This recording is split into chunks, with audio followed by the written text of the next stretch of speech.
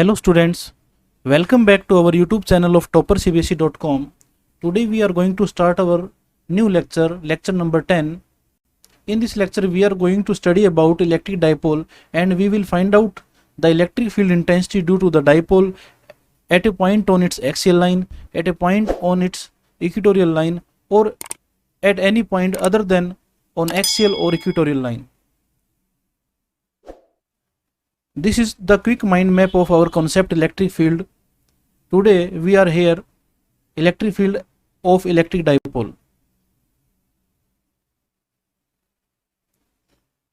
तो आइए देखते हैं कि इलेक्ट्रिक डाइपोल क्या होता है और इलेक्ट्रिक डाइपोल की स्ट्रेंथ यानी कि वो कितना पावरफुल इलेक्ट्रिक फील्ड क्रिएट करता है, ये किस तरह से पता लगता है। तो मैं आपको सजेस्ट करूंगा, क्योंकि ये जो टॉपिक है काफ़ी इम्पोर्टेंट है और सिंपल भी है, ऐसी बात नहीं है, बट फिर भी इम्पोर्टेंट होने की वजह से आपको इस टॉपिक को बड़े ध्यान से पढ़ना है और जितने भी यहाँ आपको मैं एक्सप्लेनेशन दूंगा उन सबको आपने अपनी कॉपी में नोट भी करना है। तो सबसे पहले देखते हैं कि इलेक्ट्रिक डाइपोल क्या होता है। इससे पहले आपने क्या देखा था, जो लेक्चर्स आपने देखे होंगे उनमें हमने इलेक्ट्रिक फील्ड की वैल्यू फाइंड आउट की थी due to a single charge.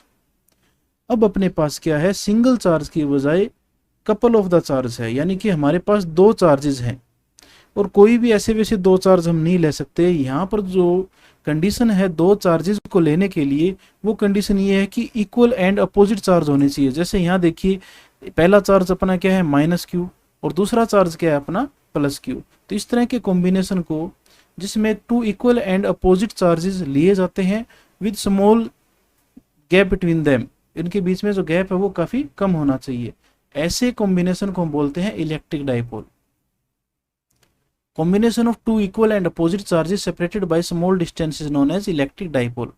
अब ये देखिए, हमें क्या करना है कि इस इलेक्ट्रिक डाइपोल की वजह से इलेक्ट्रिक फील्ड की वैल्यू को फाइंड आउट करना है। इससे पहले कि हम इलेक्ट्रिक फील्ड की वैल्यू को फाइंड आउट करते हैं, यहाँ पर एक टर्म आती है डाइपोल मोमेंट। अब ये डाइपोल मोमेंट क्या होता है, तो देखिए इलेक्ट्रिक फील्ड कितना स्ट्रॉन्ग क्रिएट कर सकता है कोई भी डाइपोल, वो इसके डाइपोल मोमेंट पे डिपेंड करता है। और ये डाइपोल मोमेंट होता क्या है, हमें चार्ज के मैग्नीट्यूड को मल्टीप्लाई करना है दोनों चार्जेस के बीच के गैप से। Charge multiplied by the distance between charges gives dipole moment of the dipole. It measures the strength of electric dipole, यानी कि कोई भी इलेक्ट्रिक डाइपोल कितना स्ट्रॉन्ग है उसको स्ट्रेंथ को मेजर करने के लिए हम यूज करते हैं डाइपोल मोमेंट का। It is a vector quantity having direction from negative to positive charge. इसमें ये देखो, ये जो डाइपोल मोमेंट जो है कि वेक्टर क्वांटिटी ली जाती है जिसकी डायरेक्शन हमेशा नेगेटिव से पॉजिटिव की तरफ ली जाती है, कुछ इस तरह से। This is the arrow representing the dipole moment having direction from minus charge two plus charge. तो ये अपना सिंपल सा कॉन्सेप्ट है। अब ये इलेक्ट्रिक डाइपोल होता कहाँ है, ये जनरली जो है अपनी केमिस्ट्री का पार्ट में आता है ज़्यादा हम, क्योंकि हम वहाँ मोलिक्यूल्स वगैरह देखते हैं। तो आपने पढ़ा हुआ है कि NaCl, Na positive Cl negative, तो this is also a kind of electric dipole. इसी तरह से आपने पढ़ा है HCl, तो यहाँ पर भी H के ऊपर स्लाइटली पॉजिटिव और Cl के ऊपर स्लाइटली नेगेटिव चार्ज लेते हैं। तो इस तरह के जो जितने भी मॉलिक्यूल्स होते हैं वो इलेक्ट्रिक डाइपोल की तरह बिहेव करते हैं। अब अपना मेन पॉइंट क्या है कि हमें इलेक्ट्रिक फील्ड की वैल्यू को फाइंड आउट करना है। अब आपके सामने ये इलेक्ट्रिक डाइपोल गिवन है। एक बात नोट करने वाली है कि ये जो डाइपोल जो है ना, इसके बीच का जो गैप है ये हम 2a लेके चलते हैं, यानी कि दोनों जो चार्जेस हैं उनके बीच का जो गैप है यहाँ से लेकर यहाँ तक, ये जो टोटल गैप जो लिया गया ये 2a लिया गया है। ये 2a क्यों लिया गया है, ये जस्ट अभी नेक्स्ट टॉपिक करेंगे उसमें आपको क्लियर होगा, वहाँ आपको बताऊंगा कि a लेने की बजाय 2a क्यों लिया गया है। इसके अलावा एक पॉइंट इसमें अभी डिस्कस कर लेते हैं कि इलेक्ट्रिक डाइपोल जो है वो एक डाइपोल की तरह तभी काम करेगा जब ये दोनों चार्ज जो हैं उनका मैग्नीट्यूड ज़्यादा हो और दोनों के बीच की जो गैप है वो कम से कम हो। अगर इसे रिवर्स कर देंगे, यानी कि आपने गैप को इतना ज़्यादा कर दिया, तो उस केस में क्या होगा कि ये दोनों चार्जेस जो हैं ये सेपरेटली बिहेव करेंगे, यानी कि नेगेटिव चार्ज का इलेक्ट्रिक फील्ड और पॉजिटिव चार्ज का इलेक्ट्रिक फील्ड आपस में एक दूसरे को इंटरेक्ट नहीं करेंगे, तो इस केस में वो डाइपोल की तरह काम ही नहीं करेगा। ज़्यादा गैप करने से इलेक्ट्रिक डाइपोल जो है वो डाइपोल की बजाय दो सेपरेट चार्जेस की तरह बिहेव करने लग जाएगा। तो इसके लिए आपने याद रखना है कि ये जो 2a यानी कि जो गैप आपने माना है, इट इज टेकन, यानी कि इसको हम क्या लेके चलेंगे, it is taken as approaching to zero, यानी कि इसको कम से कम लेके चलना आपने, और जो मैग्नीट्यूड ऑफ चार्ज इसको ज़्यादा से ज़्यादा लेके चलना है। ये खास बात है, अपने जितने भी कॉन्सेप्ट हम देखेंगे उनमें हम यही बात अप्लाई करेंगे। शॉर्ट डाइपोल है, गैप कम से कम, approaching to zero, maximum charge approaching to infinite. तो हालांकि इनफाइनाइट हम लेके नहीं चलते हैं, but it is the condition for ideal dipole. ऐसी कंडीशन को फॉलो करने वाले डाइपोल को हम बोलते हैं ये आइडियल डाइपोल है।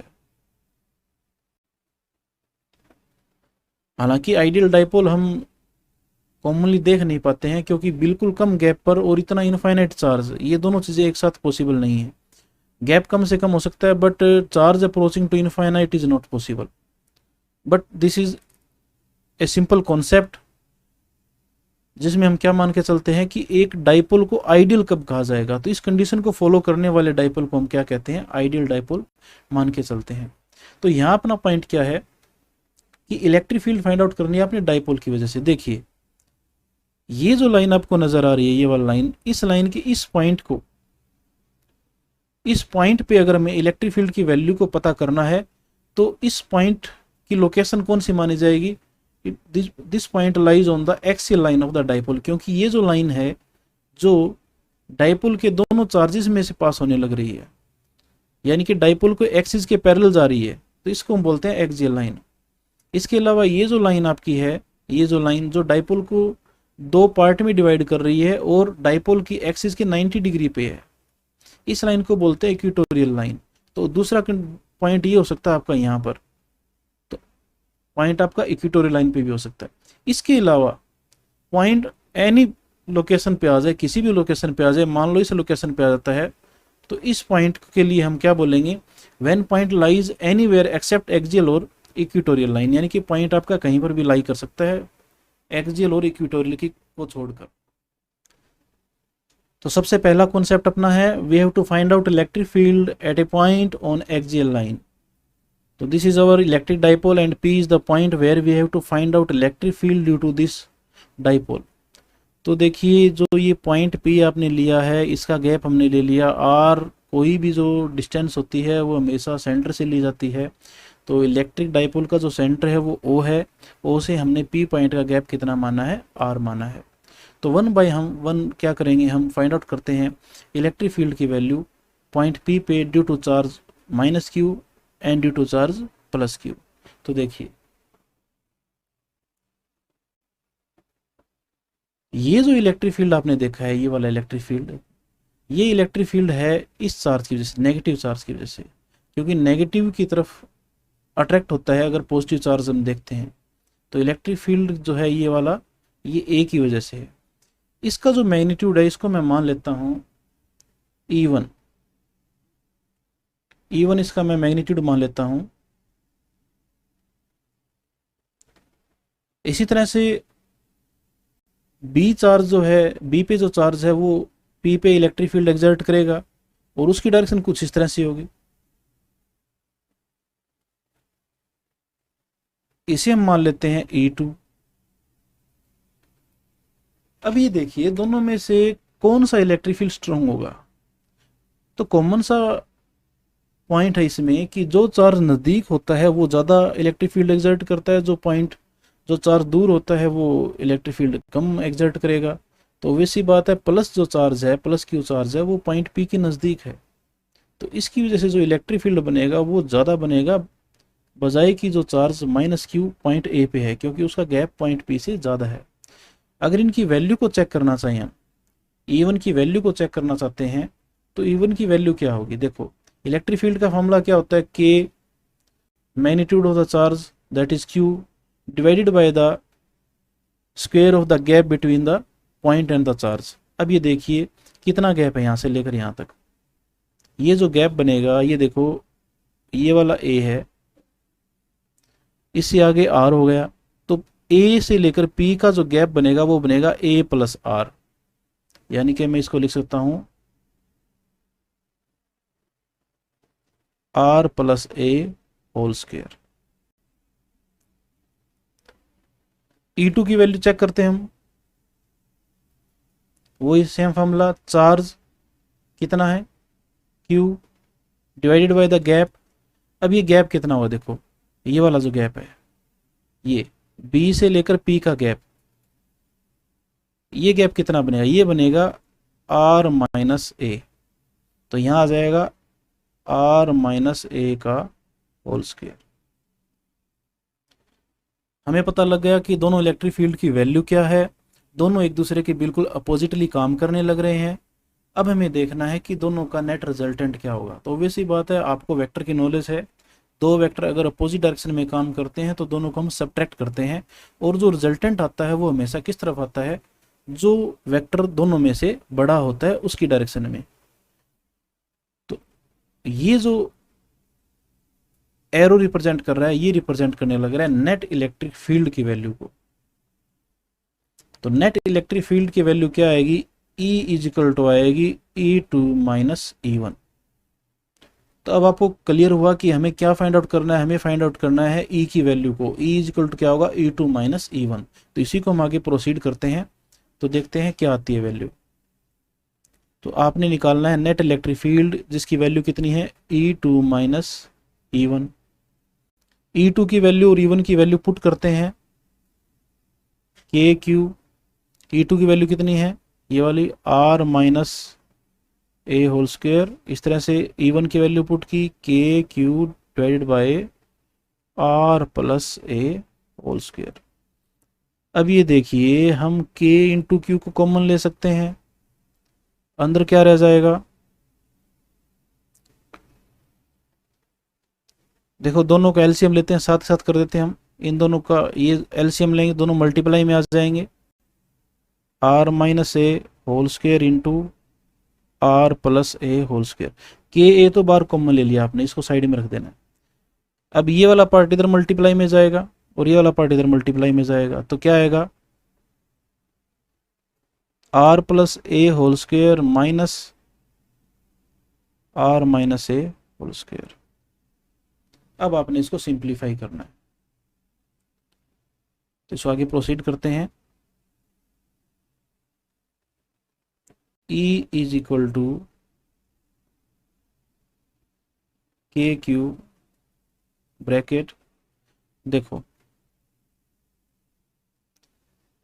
ये बन गया अपना R minus a R plus a और उसका होल स्क्वायर, यानी कि A minus b a plus b दोनों की मल्टीप्लाई। तो ये बन जाता है ए स्क्वायर माइनस बी के according R square minus a square into whole square. इनका हमें फॉर्मूला ओपन करना है, ए प्लस बी का whole square minus a minus b का होल स्क्वायर। तो देखो हम इसको ओपन कर देते हैं, a plus b whole square क्या आएगा, यह आएगा a square plus b square plus 2ab, उसके अकॉर्डिंग लगा दिया आपने, माइनस ये देखिए ये बन गया ए माइनस बी का होल स्क्वायर। तो क्या फॉर्मूला होता है, a square plus b square minus 2ab, और ये आगे माइनस है तो ब्रैकेट ओपन करते हैं तो आपको पता है अंदर सिंबल चेंज हो जाएंगे। तो हमने क्या करना है, a square plus b square लेना था, बट आगे माइनस है तो ये माइनस आ जाएगा, ए स्क्वायर माइनस 2ab लेना था, बट आगे फिर माइनस है तो क्या आ जाएगा, प्लस 2RA। तो ये हमने ब्रैकेट ओपन कर दिया साथ के साथ। अब ये देखिए, R स्क्वायर से R स्क्वायर कैंसिल आउट हो गया, ए स्क्वायर से ए स्क्वायर कैंसिल आउट हो गया। फिजिक्स में यही मज़े वाली बात है कि जब भी हम इस तरह से कैंसिल आउट करते हैं तो बड़े मज़े आते हैं, क्योंकि फार्मूला बिल्कुल सिंपल हो जाता है।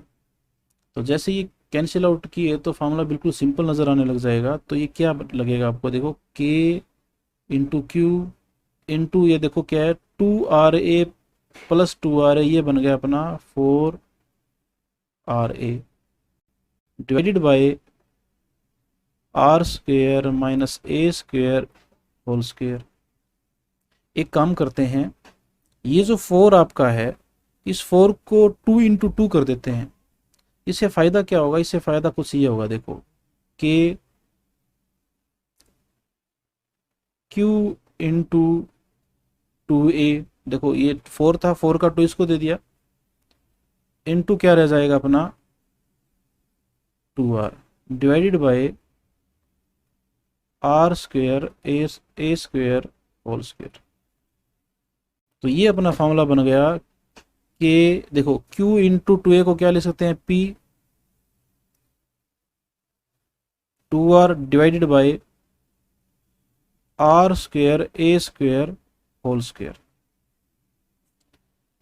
अभी आपको मैंने स्टार्टिंग में एक बात बताई थी कि हम लेके चलते हैं एक कंडीशन जो होती है आइडियल डाइपोल के लिए, और आइडियल डाइपोल के लिए हम क्या लेके चलते हैं, अगर अपना ये जो डाइपोल है इसको हम आइडियल डाइपोल मान लेते हैं, तो आइडियल डाइपोल के लिए मैंने बताया था कि 2A अप्रोच टू 0, तो इसकी वजह से क्या होगा, ये जो आपके पास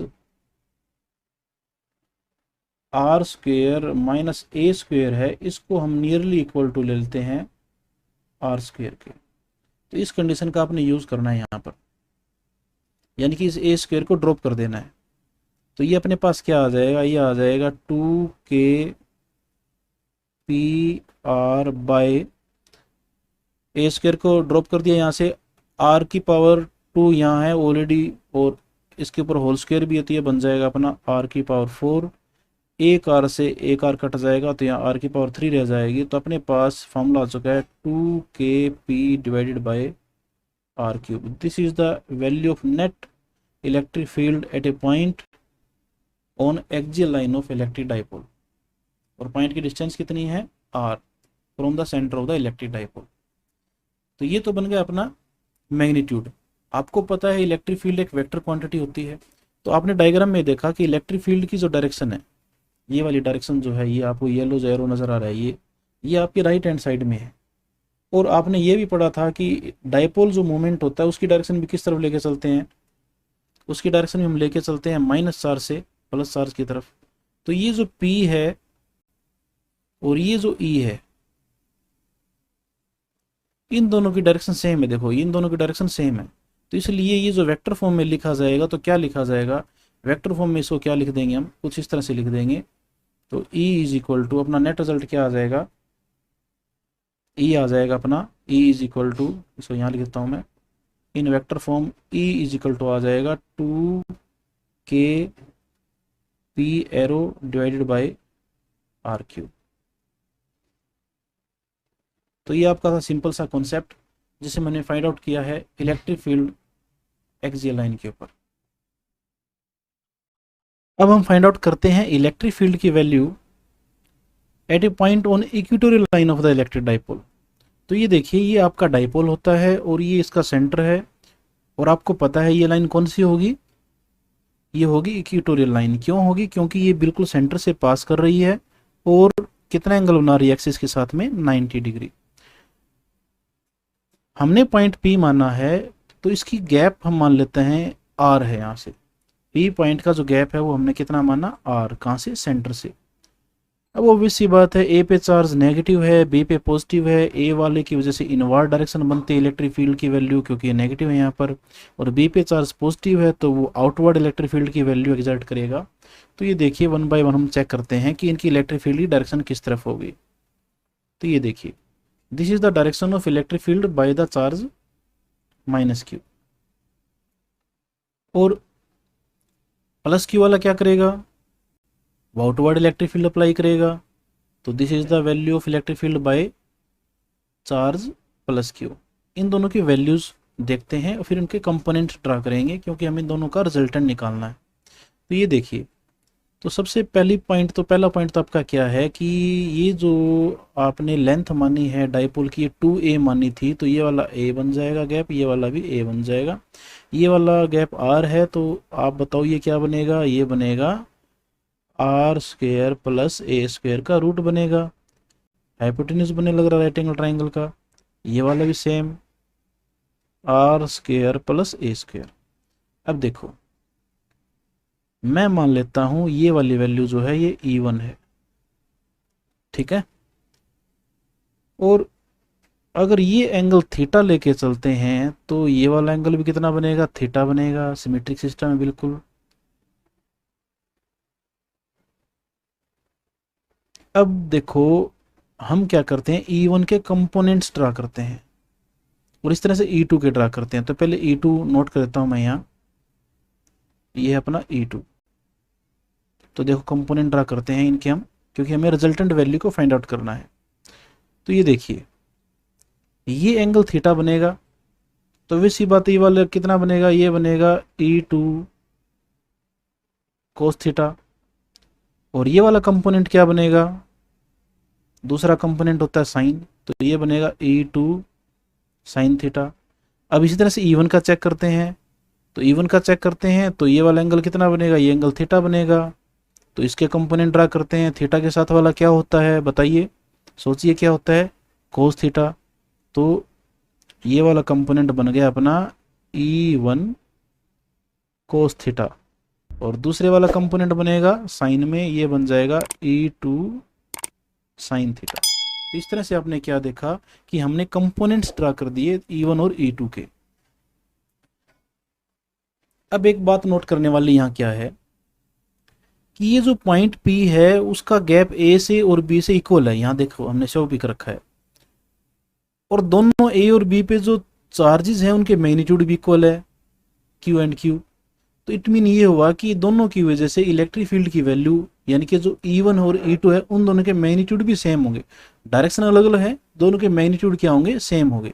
तो सेम मैग्नीट्यूड हो तो किस तरह से लिख सकते हैं इसको हम, तो देखो पहले ये वाला E1 बन गया अपना, इसका मैग्नीट्यूड ये किसके इक्वल होगा, E2 के इक्वल होगा।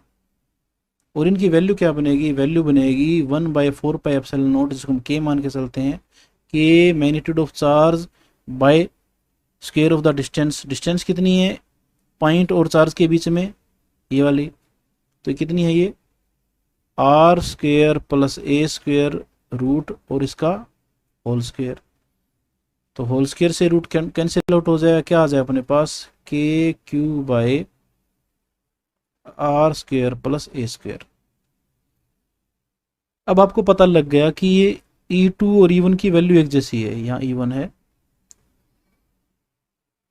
तो ये वाला कंपोनेंट और ये वाला कंपोनेंट एक जैसे मैग्नीट्यूड और अपोजिट डायरेक्शन की वजह से कैंसिल आउट हो जाएंगे, क्योंकि इक्वल एंड अपोजिट वेक्टर की तरह काम करने लग रहे हैं। ये साइन थीटा तो इक्वल है ही, और E1 E2 की वैल्यू भी आपने कह दिया इक्वल है यहाँ, तो दोनों वेक्टर इक्वल एंड अपोजिट बनेंगे, तो एक दूसरे को कैंसिल आउट करेंगे। अब अपने पास नेट रिजल्ट किन की वजह से आएगा, इन दोनों कंपोनेंट की वजह से। तो नेट इलेक्ट्रिक फील्ड की वैल्यू क्या बनेगी, नेट इलेक्ट्रिक फील्ड की वैल्यू बनेगी E = E1 cos theta plus E2 cos theta. इसको मैं क्या लिख सकता हूँ, इसको लिख सकते हैं हम 2E1 कोस थीटा, एक ही बात है। कैसे, क्योंकि E1 = E2, तो E2 को भी E1 मान लिया, तो क्या आ जाएगा, E1 cos theta plus E1 cos theta = 2E1 cos theta. E1 की वैल्यू पुट करते हैं और साथ के साथ कोस थीटा की वैल्यू भी चेक कर लेते हैं। देखो E1 की वैल्यू ये रही, तो ये आ जाए अपने पास 2 × KQ/R² A² into cos theta. What is the value of cos theta, क्या लेंगे वैल्यू हम इसकी यहाँ, तो ये देखो कोस थीटा इस ट्राइंगल के अंदर, ये वाले ट्राइंगल जो है, कोस थीटा होता है बेस बाय हाइपोटेन्यूज। तो बेस कितना है A, हाइपोटेन्यूज कितना है R² + A² का रूट। तो बेस बाय हाइपोटेन्यूज कितना है R² + A² का रूट था, रूट को हम क्या बोलते हैं 1/2। अब ये देखिए इसको थोड़ा सा सिंप्लीफाई करते हैं, इस 2 को मैं इस A के साथ मल्टीप्लाई मान लेता हूँ और इसको फिर Q से मल्टीप्लाई करेंगे, यानी कि 2Q और A, ये क्या बन जाएगा, इसको ऐसे लिख सकते हैं KQ × 2A बाय, ये बन जाएगा R² + A², यहाँ पावर 1 है, इसकी पावर कितनी है 1/2, कितना हो जाए 1 + 1/2 बन जाता है 3/2। तो इस तरह से आपके पास क्या आया कि देखो Q × 2A को क्या मान सकते हैं, P dipole moment bye R² + A² की पावर 3/2। अब हम क्या करते हैं, हम कंडीशन लगाते हैं एक हमेशा की तरह, पिछले टॉपिक में भी देखा था आपने, हम लगा के चलते हैं कि अपना जो डाइपोल है वो कैसा है, आइडियल डाइपोल है। ठीक है, तो आइडियल डाइपोल के लिए फॉर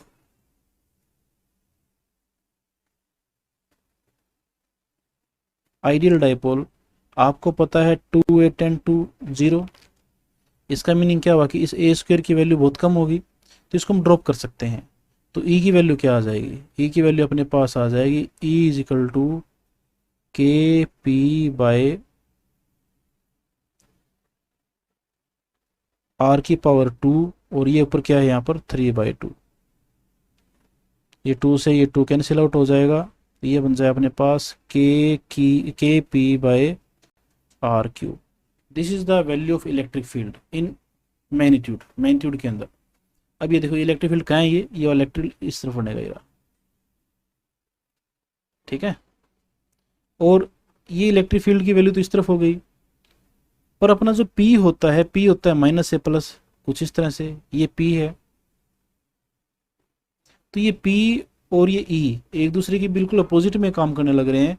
तो अगर हम इसको वेक्टर फॉर्म में रिप्रेजेंट करेंगे तो E पे वेक्टर लगाएंगे, तो P पे वेक्टर लगाने के बाद में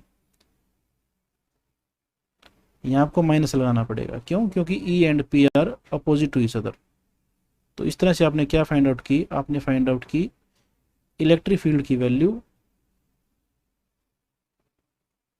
ये 2 नहीं है, ये K है, ये इलेक्ट्रिक फील्ड की वैल्यू इक्वेटोरियल पॉइंट के ऊपर। अभी अपना आता है कॉन्सेप्ट बूस्टर नंबर 14। तो देखिए ये क्या कहता है, for short dipole E axial divided by E equatorial is equal to 2।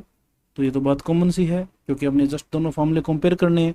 अभी आपने प्रूव भी किए थे कि ई एक्सियल वाले केस में आपने इलेक्ट्रिक फील्ड की वैल्यू निकाली थी 2kp/r3, और इसी तरह से इक्वेटोरियल वाले केस में वैल्यू आई थी अपनी kp/r3। तो देखिए ध्यान से, बाकी सब कुछ तो सेम है, यहाँ 2 है और इसमें 2 नहीं है। इट मीन एक्सियल वाले केस में जो इलेक्ट्रिक फील्ड बनता है उसी पॉइंट पे 2 टाइम बनता है इक्वेटोरियल वाले केस के कंपैरिजन में। दोनों पॉइंट का जो गैप है वो सेंटर से सेम लिया गया है, आर गैप पे लिया गया है, इसलिए E axial divided by E equatorial की वैल्यू क्या आएगी, 2 आएगी। ये आपने ध्यान रखना है। केमिस्ट्री में आपके इलेक्ट्रिक डाइपोल का कंसेप्ट आएगा तो उसमें आप देखोगे कि इलेक्ट्रिक डाइपोल जो मोमेंट है उसकी डायरेक्शन पॉजिटिव से नेगेटिवली मिलेगी। तो इसमें कोई घबराने वाली बात नहीं है। फिजिक्स और केमिस्ट्री के जो साइन कन्वेंशंस हैं वो काफ़ी जगह पे एक दूसरे के अपोजिट काम करते हैं। तो केमिस्ट्री में इलेक्ट्रिक डाइपोल जो स्ट्रेंथ है, मोमेंट जो है, उसकी डायरेक्शन पॉजिटिव से नेगेटिव ली जाती है, और फिजिक्स में अभी हम देखने लग रहे थे कि इसकी डायरेक्शन हमेशा ली जाती है नेगेटिव से पॉजिटिव की तरफ। उसके बाद में नेक्स्ट अपना पॉइंट आता है, हमें फाइंड आउट करना है इलेक्ट्रिक फील्ड इस पॉइंट के ऊपर। ये पॉइंट अब ना तो एक्सियल लाइन के ऊपर है ना ही इक्वेटोरियल लाइन के ऊपर है, ये और किसी पोजीशन के ऊपर है। तो देखिए ये जो पॉइंट है इसका गैप कितना बनता है सेंटर से, वो चेक करते हैं। तो ये जो गैप है ये मान लिया मैंने आर, और इसका जो ये एंगल बनता है, ये वाला एंगल बनता है थीटा। इस पी पॉइंट पे अपने इस डाइपोल की वजह से इलेक्ट्रिक फील्ड को फाइंड आउट करने के लिए हम क्या करते हैं, इस डाइपोल के 2 पार्ट कर देते हैं। इस डाइपोल मोमेंट को एक वेक्टर माना हुआ है, और आपको पता है वेक्टर के हम कंपोनेंट्स बना सकते हैं। तो इस तरह से हम क्या कर सकते हैं कि इस डाइपोल को हम एक तरह से 2 पार्ट में डिवाइड कर सकते हैं, 2 कंपोनेंट्स में डिवाइड कर सकते हैं। किस तरह से डिवाइड कर सकते हैं, कुछ इस तरह से। ये देखिए, ये ए कंपोनेंट मान लिया मैंने, ये वाला डाइपोल है जिसकी स्ट्रेंथ कितनी है, P cos थीटा। और इस P cos थीटा वाले डाइपोल के लिए ये जो पॉइंट P है ये किस पे आ रहा है, एक्सियल लाइन पे आने लग रहा है। देखो ये जो P cos थीटा है और ये लाइन है, ये एक्सियल लाइन है ना, इस एक्सियल लाइन पे पॉइंट P आने लग रहा है। और ये जो गैप है इसके सेंटर से, यहाँ से सेंटर से गैप कितना है, R। और आपको ये भी पता है कि इलेक्ट्रिक फील्ड की वैल्यू की डायरेक्शन क्या होती है। तो जिस तरफ इलेक्ट्रिक अपना डाइपोल की डायरेक्शन होती है, यानी कि डाइपोल मोमेंट की डायरेक्शन होती है, उसी तरफ इलेक्ट्रिक फील्ड की डायरेक्शन होती है। तो यहाँ पर जो इलेक्ट्रिक फील्ड बनेगा कुछ इस तरह से बनेगा। इसको हमने मान लिया, इसको मान के चलते हैं E1।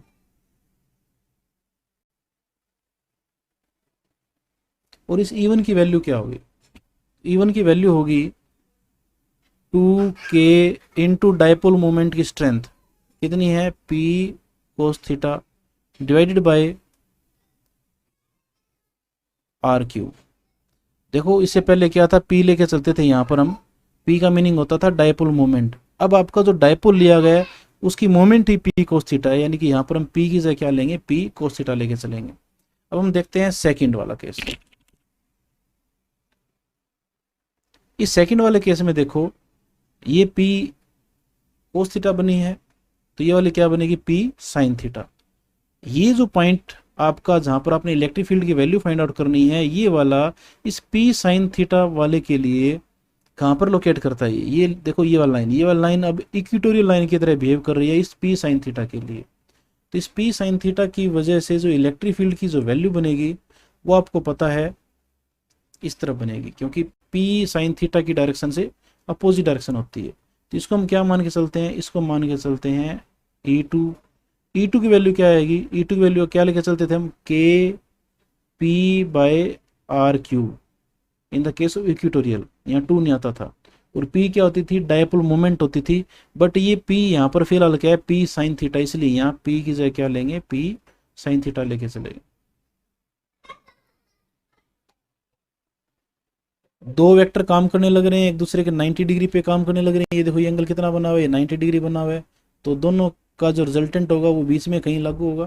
तो ये वाला देखो ये बन गया अपना नेट इलेक्ट्रिक फील्ड। और ये कितने एंगल पे है, इसको मान लेते हैं बीटा एंगल पे काम कर रही है। तो हमें पहले तो क्या करना है, इस E की वैल्यू को फाइंड आउट करना है। तो E इज इक्वल टू होता है रिजल्टेंट आपका E1 square plus E2 square. Value put करते हैं, E1 की वैल्यू पुट करते हैं, क्या आएगा 2KP cos theta by R³ इसका होल स्क्वेयर, प्लस E2 की वैल्यू चेक करते हैं क्या आएगी, KP sine theta by R³ इसका होल स्क्वेयर। यहां से देखिए ये जो KP और R³ दोनों में है, KP और R³, KP/R³ का होल स्क्वायर अंदर कॉमन होगा और उसको रूट से बाहर लाएंगे तो उसका स्क्वायर हट जाएगा, तो ये आ जाएगा KP/R³ और अपने पास रह जाएगा रूट के अंदर 2 कोस थीटा का whole square plus sine theta का होल स्क्वायर। इसको और सिंप्लीफाई करते हैं, KP/R³ ये बन जाएगा देखो 2 कोस थीटा का होल स्क्वायर बन जाएगा 4 कोस स्क्वायर थीटा। 4 कोस स्क्वायर थीटा को मैं लिख रहा हूँ 3 cos square theta plus cos square theta, और ये अपना साइड में है साइन स्क्वायर थीटा और इस पे है रूट।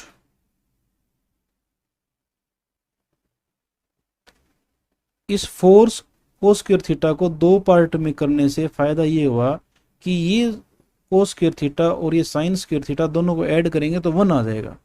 तो ये बन गया अपना KP/R³ root of 3 cos square theta plus 1। This is the net value of electric field at point P by this electric dipole. अब हमें क्या करना है, अब हमें फाइंड आउट करनी है इस एंगल की वैल्यू, क्योंकि वेक्टर में डायरेक्शन मस्ट होती है। तो इसकी वैल्यू फाइंड आउट करने के लिए हम क्या करेंगे, हम अप्लाई करते हैं tan of beta. Tangent of beta कैसे निकालते हैं, देखो ये यहाँ से परपेंडिकुलर ड्रा किया आपने, परपेंडिकुलर बाय बेस, और ये परपेंडिकुलर और ये E2 आमने सामने इक्वल होंगे, तो ये बन जाता है अपना E2/E1 perpendicular by base. E2 की वैल्यू पुट करेंगे हम यहाँ से, ये E2 की वैल्यू, ये वाली E1 की वैल्यू। तो जब आप इन दोनों को पुट करोगे और सोल्व आउट करोगे तो it will come out 1/2 of tan theta. तो in this way we can find out the value of beta. तो ये था आपका electric field due to electric dipole. तो आपने तीनों केस देख लिए, एक्सियल वाला केस भी देखा आपने, इक्वेटोरियल वाला केस भी देखा, और आपने देखा कि एट एनी पॉइंट पे भी इलेक्ट्रिक फील्ड की वैल्यू कैसे फाइंड आउट की जाती है। उसके बाद में एक आता है कॉन्सेप्ट बूस्टर नंबर 15। ये क्या कहता है, तो ये सिंपल सा कॉन्सेप्ट है। What is the physical significance of the electric dipole, ये इलेक्ट्रिक डाइपोल लिया क्यों जाता है, इसका मीनिंग क्या होता है। तो कॉमन सी बात है, जिस भी मॉलिक्यूल के का इलेक्ट्रिक डाइपोल होता है तो उसकी डाइपोल स्ट्रेंथ बनेगी। जैसे कि यहाँ देखो HCl है, तो H और Cl की देखो, ये H और ये Cl, ये तो हो गया दोनों के बीच में गैप, यानी कि लेंथ होगी इनके बीच की 2a की तरह काम करेगी। और यहाँ स्लाइटली पॉजिटिव और ये स्लाइटली नेगेटिव, ये दोनों किस तरह से काम करेंगे, चार्ज की तरह काम करेंगे। तो जब भी दोनों दो चार्ज एक मॉलिक्यूल में होते हैं, यानी कि प्लस और माइनस चार्ज होता है, तो डाइपोल मोमेंट होगा। बट जैसे H वाले केस में देखते हैं, H2 वाले केस में H is bonded with H, H और H दोनों जुड़ेंगे तो किसी भी H के पास चार्ज नहीं होगा। तो चार्ज नहीं होगा तो यहाँ पर Q की वैल्यू क्या होगी, 0। और P की वैल्यू आपने क्या पढ़ी थी, Q इंटू 2a। तो इसका मीनिंग क्या हुआ कि P की वैल्यू 0 आ जाएगी, क्योंकि Q की वैल्यू क्या है आपकी 0। तो इस तरह से जिस मॉलिक्यूल की डाइपोल मोमेंट की वैल्यू 0 होती है वो इस तरह से होते हैं, यानी कि उनमें चार्ज नहीं होते, जैसे Cl2 में, H2 में। तो ऐसे मॉलिक्यूल को हम बोलते हैं नॉन पोलर मॉलिक्यूल्स। और ऐसे केस में जहाँ पर डाइपोल मोमेंट स्ट्रेंथ की वैल्यू होती है, ऐसे मॉलिक्यूल्स को हम क्या बोलते हैं, पोलर मॉलिक्यूल। और सब्सटेंस को क्या बोलेंगे, पोलर सब्सटेंस। तो इस तरह से इलेक्ट्रिक डाइपोल जो है उसकी स्ट्रेंथ से हम चेक कर सकते हैं कि कौन सा सब्सटेंस पोलर है और कौन सा नॉन पोलर है। तो ये था अपना लेक्चर नंबर 10। मिलते हैं नेक्स्ट लेक्चर नंबर 11 के अंदर, जिसमें हम पढ़ेंगे एक नए कॉन्सेप्ट के बारे में। तब तक के लिए जय हिंद, जय भारत।